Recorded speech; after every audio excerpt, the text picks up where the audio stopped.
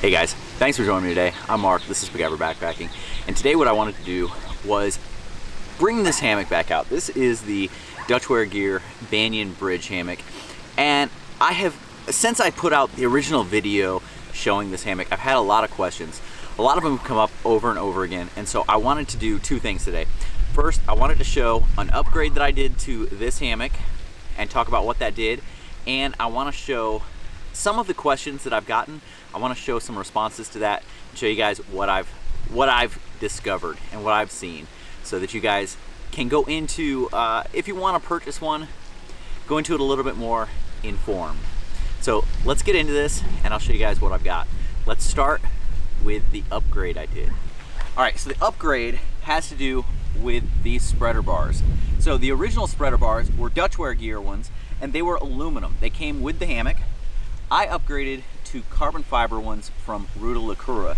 Now, they're the same company that made that carbon fiber lid for my 550 pot, and they don't make the lids anymore, but they do still make these spreader bars. Now, I first saw them on hammock forums. They were making them for the Ridge Runner, and so you can reach out to them and have these custom made. You can get them either in a two-piece like I did, which splits in the middle right here, or a three-piece, which breaks down a little bit smaller for packability, but is a little bit heavier. I went with these. What they did was they dropped the weight 3 ounces. Let's take a closer look at them. Okay, right here are those bars. So you can see it's a nice carbon fiber. The end piece is a lot like the original ones. It's a machined piece that fits into the carbon fiber, and it just, it cuts the weight, and it's really nice. Like all spreader bars, you definitely don't want to reach up and grab these anytime you're moving around. You want to use the sides of the hammock, but if you're looking to cut weight, this might be an easy way to do that. So I've got the foot end spreader bar pulled out just so you can see what it looks like broken down. So it's a nice carbon fiber pole, 2 pieces, and it slides in to itself like that. And it's got about 1.5 inches to 2 inches of coverage there that overlaps to provide a nice, solid, strong platform. The ends are machined and are really nicely done. It's a beautiful piece that really helps you if you're looking to cut weight at all with this system. All right, so right now I've got the bug net undone from one side and pushed all the way to the foot end. And what I wanted to do was make it so that you guys had a nice unobstructed view. Now, I could have taken it off. I could have disconnected these ridge lines, or one or both of the ridge lines, just to show, hey, sitting in this thing, man, this is a pretty comfortable sit right here. You take these off and you've got a completely unencumbered view. Right now I've got one ridge line sitting in front of me, but I mean, my feet are on the ground. I'm sitting here. This is a nice, comfortable way to sit at camp. I could I could cook food right here in front of me, no problem, sit and talk, no big deal.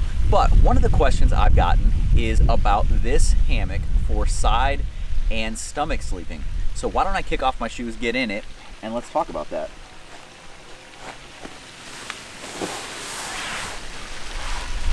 Now, like I've mentioned, getting in and out, you want to use the edges and not the bars. You pull on those bars, they're gonna snap, and that's not good. That's not what you want. So laying here, I like to scoot my head all the way up to the head end. Gives me a nice amount of room here. No pressure on the feet. Really, really comfortable lay. Bring the arms down. Get a little bit of squeeze, but it's really not bad at all. So for side sleeping, so you're gonna want to use the edges to kind of maneuver yourself. And people have asked whether or not it's tippy. It's not. It's really, compared to other bridge hammocks I've used, not tippy at all. So you can get sideways like this. Now right here, my knee is hitting this ridge. So what I can do is, since I'm kind of in the fetal position and I'm taking up less room, I can slide myself away from that head end, more towards the foot end. And this gives me even more room to get sideways. And man, that's pretty nice. If you like to have a little bit of support on your back, you can actually slide towards your stomach a little bit and lean against this edge, and I don't feel tippy at all. It's nice. Now for stomach, move back up towards that head end, slide yourself around, arms come up overhead. Not bad. But there is a way if you're really into stomach sleeping and want to do this for stomach, one of the other questions that's gotten brought up is involving the sleeping pads. So I've got my sleeping pad with me. Let me get it aired up, get it in here, and let's take a look at that. Okay, so I've taken my X-Pad and I have aired it up. Now I've inflated it pretty hard. It's about full. Now you may not want it this full, but I'm gonna do this to show just how good that gets you for a nice flat stomach lay, and it's gonna keep you insulated. So the question becomes, does it become more tippy with this in here? Because this is 3.5 to 4 inches thick, so it's lifting you up and it's changing that center of gravity. So let's get in it and see. Now I gotta tell you, if you are using something like this, it really takes away any squeeze you've got, because it flattens it out and gets it so that you're laying in here on something. Laying on my back, it's extremely comfortable. Let's try sides. Now, I will tell you, it immediately, as you start rolling over, it feels more tippy. But once you get into a spot and you get into a position, I mean, you can see it is a little bit wiggly, but it's not horrible. And honestly, that's a pretty decent position. But here's where it shines.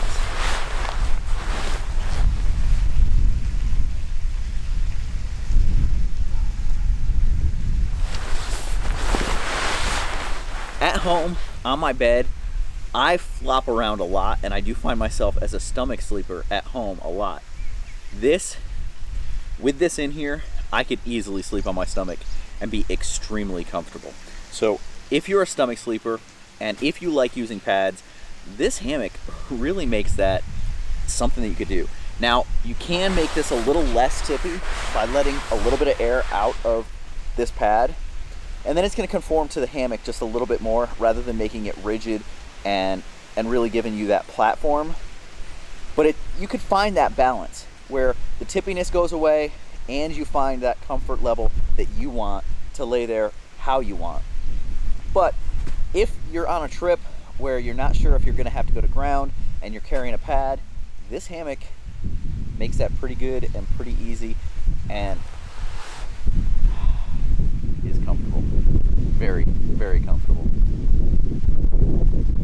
Man, what a beautiful day. One of the other things I did want to mention about this is the long wide. So this is 72 inches long and 25 inches wide on this pad, and it fills it up pretty well, pretty nicely for me anyway. One of the other things that has been brought up, and the question that's been asked, has to do with the tarp and the tarp setup. So this is an 11-foot Cuban fiber hammock gear winter palace, and so it's a wide tarp, it's a big tarp. I've got it set up on this side with porch mode, so it's pulled out. Unfortunately, with the way that the suspension is and how high I hang this, I don't normally get to use the doors with it, and that's okay. Most of the time you don't need the doors. Doors are nice though. But, so no matter what kind of tarp you have, you can hang it like this. I like to go high. I probably actually go a little higher than what I have it now in most cases. And then I like to go wide as I can get it strung out, I'll do. And then the porch mode really helps. So getting into this, I would not get into this on this side that's the porch mode side. I'd actually get in and out of it on the other side. And the reason is, if I go to get in it right now, when I sit in it, it's going to tip up, and you can see on both sides, the spreader bars are pushing against my tarp. Now, as long as you're gentle with it, I don't see that as being a huge issue. I've had it up against my tarp, not really a problem. But if I get in from the other side, let's take a look at that. So if I get in it from this side, when I go to sit down, when I tip the tarp, when I tip it up, you can see there's still room between the hammock, the spreader bars, and that tarp on that side. So now I can kick off my shoes over here, get in, fix my sock, and now I'm in my hammock, fully covered. I've got coverage all the way around, and it's nice and wide open.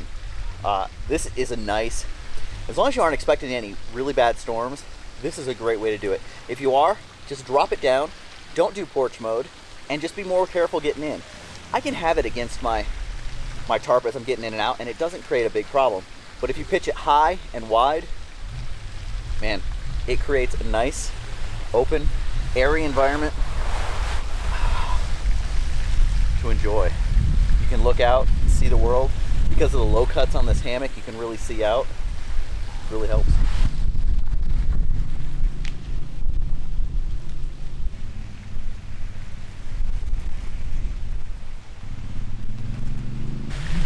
So there you guys go. That was kind of my upgrade, and then answers to some of the questions that I've been getting quite a bit from the first release of this Banyan video, and it's been a lot of positives. A lot of people really like this, and honestly, with these changes, dropping 3 ounces, getting this down to about the 25 and a half ounce range, this is a lot more appealing for me for taking out for backpacking. Plus, I sleep really well in it. I am still absolutely loving this hammock, and I think that anybody who gets into it's going to feel the same way. I know there have been several people that have said they've already ordered one, and they're just kind of waiting. Hope you guys enjoyed this. If you have any other questions, let me know, and I'll see if I can get them answered for you. I'll see you guys down the trail.